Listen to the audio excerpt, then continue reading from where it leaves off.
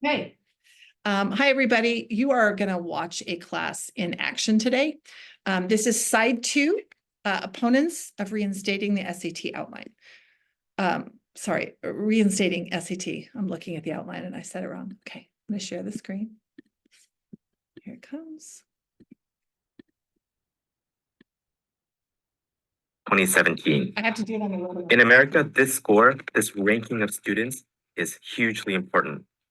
Elite schools like Yale or Harvard select the large majority of students from this pile, the top 1% of test takers. And it's not just super elite schools. A flagship state school like the University of Georgia admits most of its students from this pile. And even a less selective school like Wichita State University admits most of its students from this pile. All three of these ranges are higher than the average score. This is why people pay lots of money to train for the test with companies like Princeton Review, Kaplan, and Prep Scholar. A slightly higher score can make a big difference. That's also why some really rich people got caught paying lots of money to help their kids cheat on the test. Dozens of actors, coaches, and CEOs. Felicity Huffman is accused of paying $15,000 to have someone either take the exam for their child or to correct their child's answers afterward.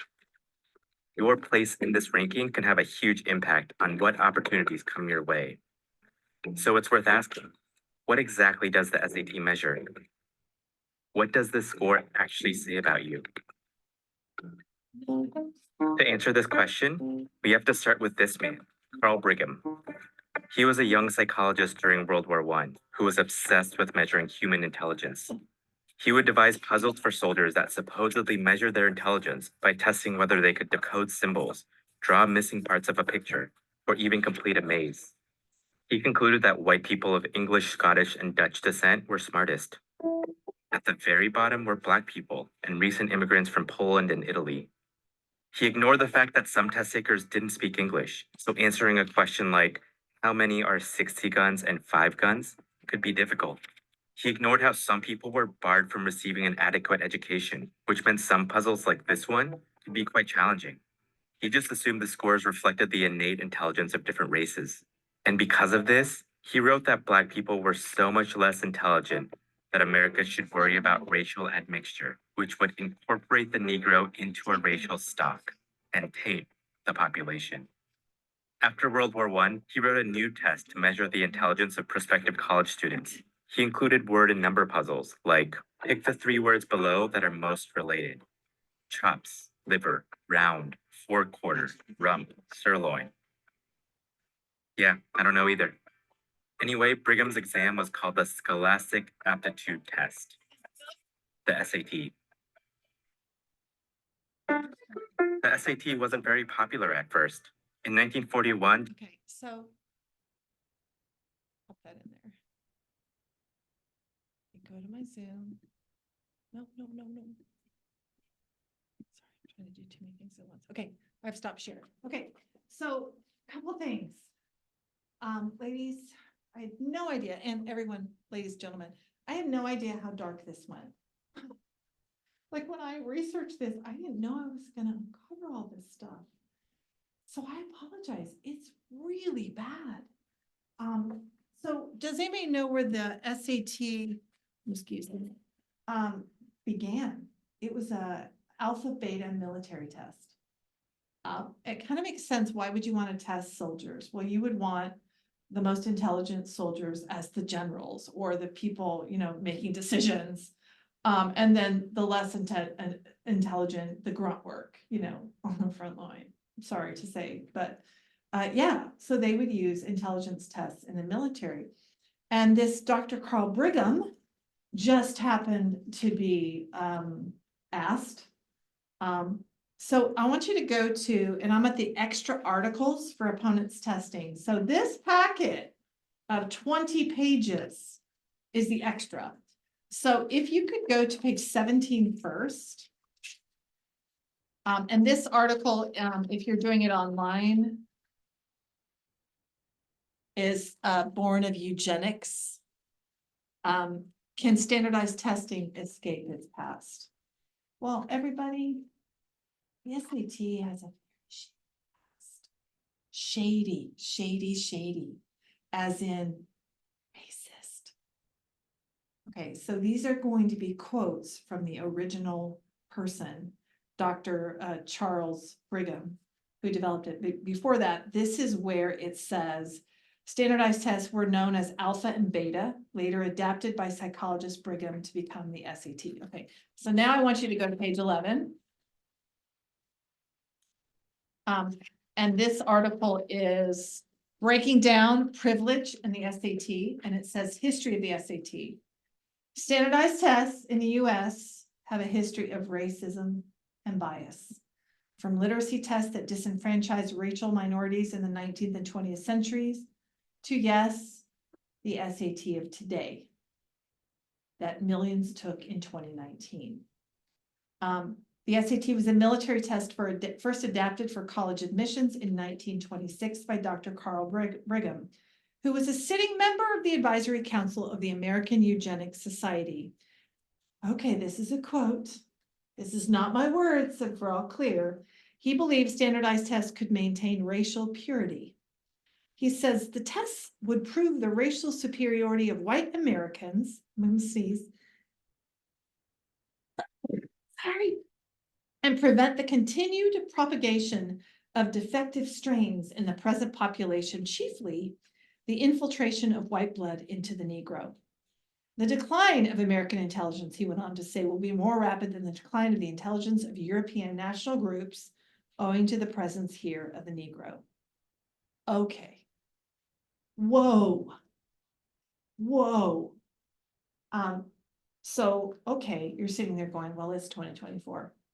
The test is adapted every year. You know, the test I took in the 1980s, the SAT I took, girls, is not what you're going to take, right? And the test today is not what you're going to take. So they constantly adapt and change the SAT. And how do they do it? They have optional test questions they put on every SAT.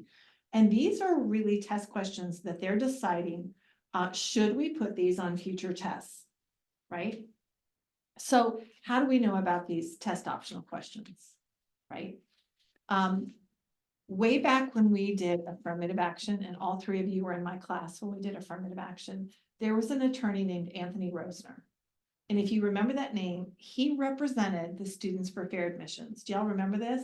The Asian students who scored a 1600 and didn't get into Harvard sued Harvard and said, you can't hold spots for Native Americans, which is what affirmative action or blacks or whites or women, they said basically we have enough Asians. This is our cap. We have to fill it with other groups. And affirmative action allowed them to do that. Well, the Supreme Court shot that down.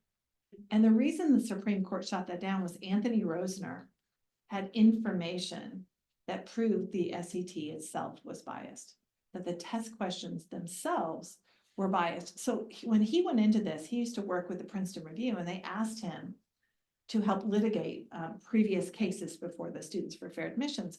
So he went in and studied the SAT in New York City. He took 2 different tests in New York City and said, okay, is something wrong with the test, right?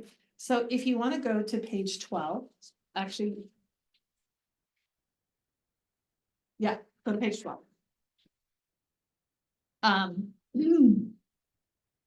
Rosner had been asked to explore potential racial and cultural biases baked into the SAT.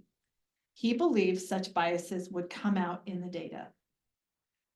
So he went in and searched for it. Based on past history of test results, he knew white students would overall have higher scores than black students, but he didn't know why, right?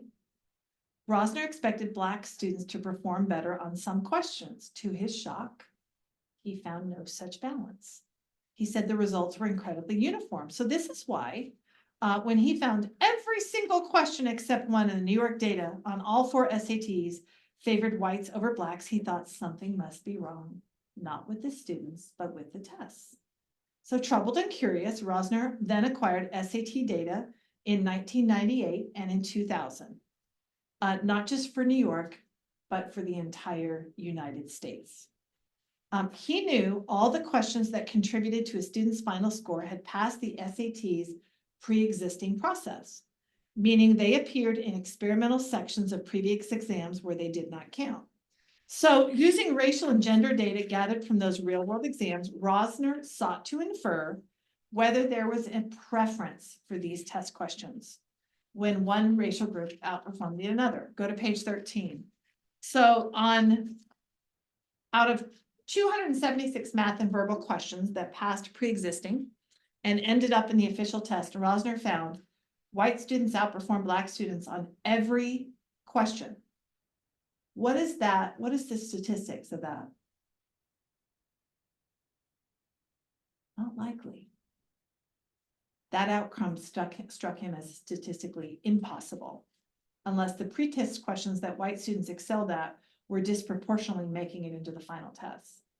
While he had only limited data to support that, he knew a selection bias was at work. This is the current SAT test you're taking, has selection bias. Black questions were left on the cutting room floor. So basically what happened was the questions that more white students answered correctly were put on the new tests. The questions that Black students answered correctly were not put on the test. Yeah. Wow. So race and ethnicity are not considered explicitly, but racially disparate scores drive questioning selection. This produces racially disparate test results in an internally reinforcing cycle. Even today, Rosner describes his reaction stunned. How about you? Here's my question. If they can do it to Black applicants, can't they do it to any ethnic group? Right? So body one, if you go to your outline, you will see the strongest argument to reinstating SATs, specifically the SAT, claims their origins not only have a shady past, but recent findings produce them to be racially biased. Okay, I want you to think logically for a minute, everybody. We still live in a racially biased world. You know, you look at what happened with Adolf Hitler in World War II, and we look at what the atrocities of what was done to the Jews. What was just done in Gaza? Exactly what Adolf Hitler did to the Jews. It was genocide. It was extermination based on their faith. It's being done right now in 2024. So racial bias is alive and well. And since I have women in here, and if there's a woman in here, male, just you'll hear it from there. Do you see gender bias in school? So a really interesting phenomenon they found too, that males scored 42% more likely to score high in the SAT compared to a female. And they blame that on STEM, that boys in classes are called on more in science, technology, engineering, and math. Boys are given priority and precedent over girls in the classroom. And therefore they have a higher chance of scoring a higher score. So those prejudices, girls have been around, and you may not see them, but I know them full well. You know, in my day, you could be a teacher, you could be a nurse. What was the other one? Teacher, nurse, something else. And that's not what they say for women today, is it? Right? So, you know, gender bias is alive and well. So is racial bias alive and well, even though we think we've come a long way. Well, who are the ones creating the test questions? Do you remember when we did AI, artificial intelligence, and we said what they're finding in these AI chatbots or these AI tools is there's bias. But yeah, the people inputting the data are biased. So the racial bias or gender bias is going into the AI because the people implementing the platforms are the very ones writing the code. Well, who's writing the test questions? People, flawed people. I don't think what you should be surprised that the SAT is flawed. I think what you should be surprised at is so racially, you know, proportionately advantageous to a white student. That surprised even me. And I think it surprised Rosner, who's also white. Okay. So this is Brigham, even put Wayne Au. I love his quote. He's from the professor of the University of Washington. The assumptive objectivity of standardized testing was used to scientifically declare the poor, immigrants, women, and non-whites in the US as mentally inferior, and to justify educational systems that mainly reproduce extant socioeconomic inequalities.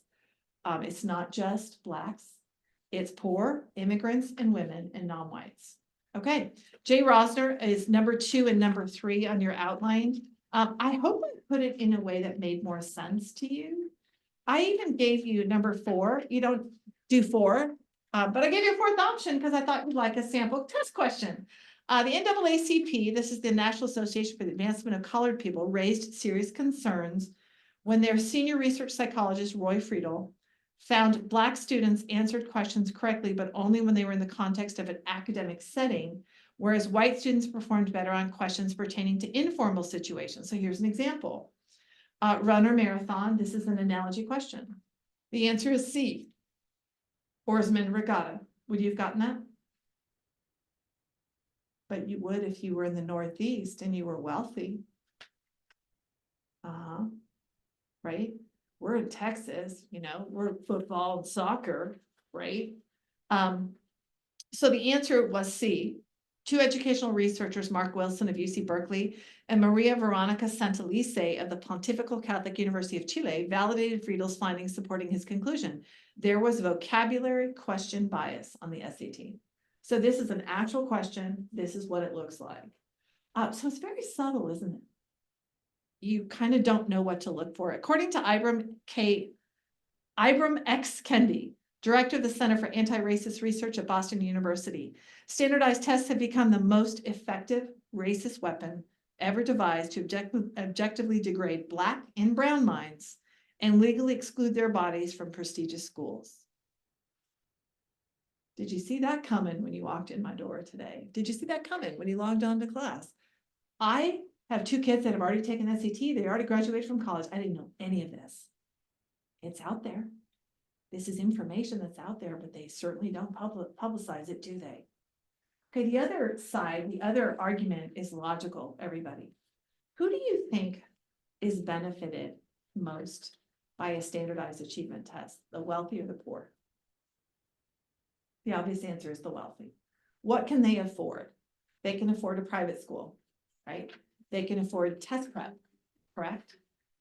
So that part didn't surprise me in the findings. I knew, and our argument here is that the SAT really is a better indicator of wealth. So it's a better indicator of wealth than it is education. But we know that when you're wealthy, you have more advantages. So a couple things that bothered me the most that I found was on Wednesday, I'm watching Good Morning America. And there's this test prep guy from New York City, and I think his name is Kim. I'm gonna find it. I promise everybody I'll put it up there. So I'm watching, and I know that y'all can afford like test prep. That's Karen Dillard's thousands of dollars if you start sophomore year. You can get private tutors, thousands of dollars. I had an employee who paid $20,000 for a career coach from her junior year to her high school year. So I knew it was expensive. What I didn't know was what these elite families are doing in New York City. They're hiring this guy, and he can start your sophomore year all the way through your high school year. He charges $120,000 a year. He will give you a tutor in the middle of the night if you need it. He will guide you through every AP course. He will help you on every essay. He is your man for $120,000 a year. If your parents could afford that, they'd be putting you in private school anyway. Okay, but this is what elite are doing. That should tell you how focused they are on those top 10 schools. This is your competition.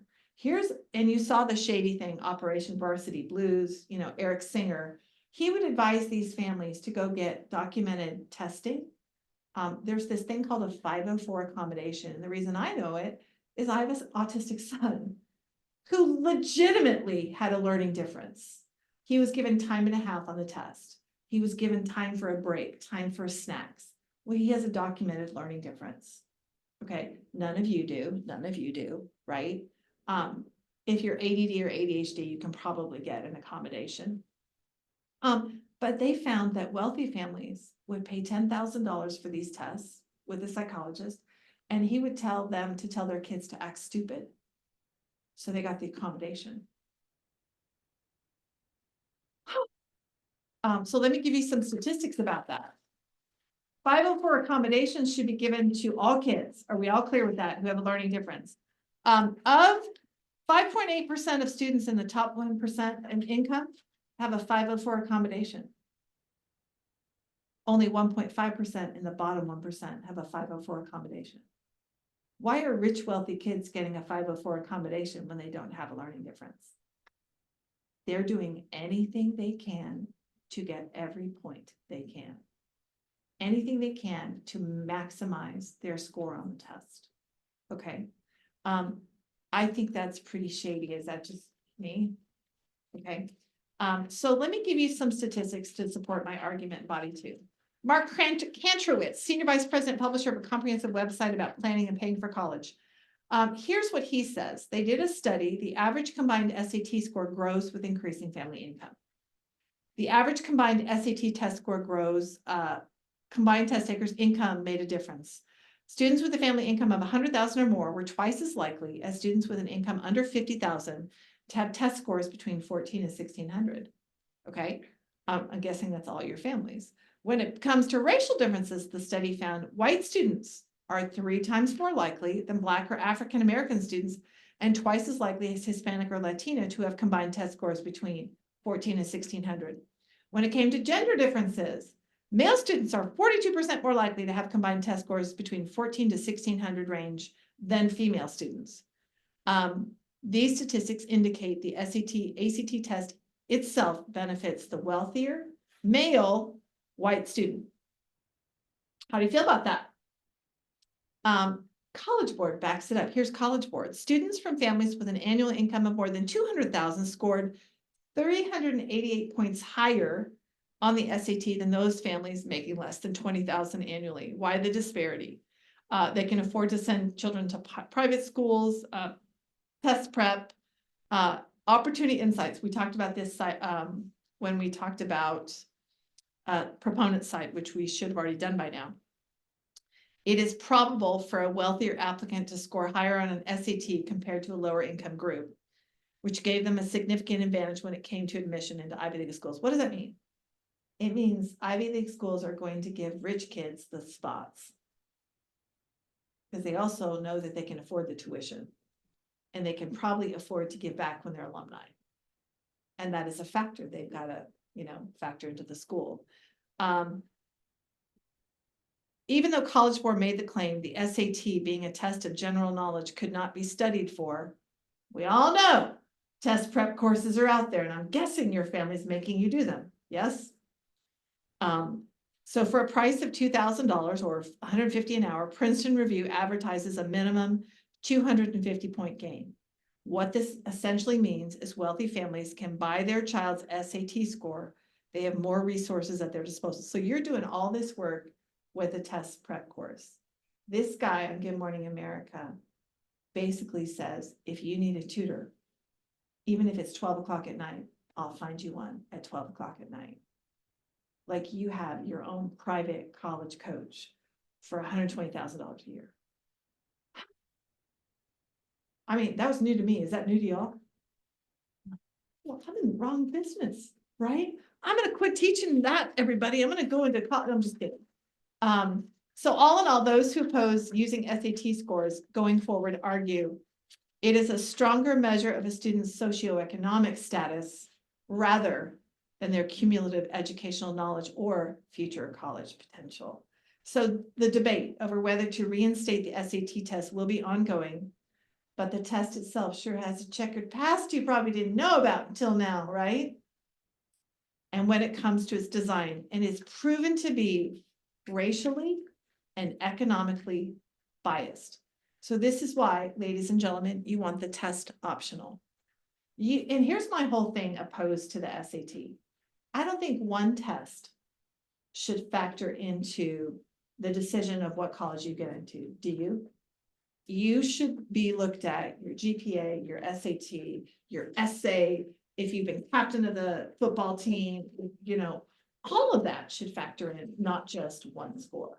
Does that make sense? All right, we're good to go. And I'm gonna stop my record. This concludes opponents of Reinstating SAT. I'm sorry, my brain is going.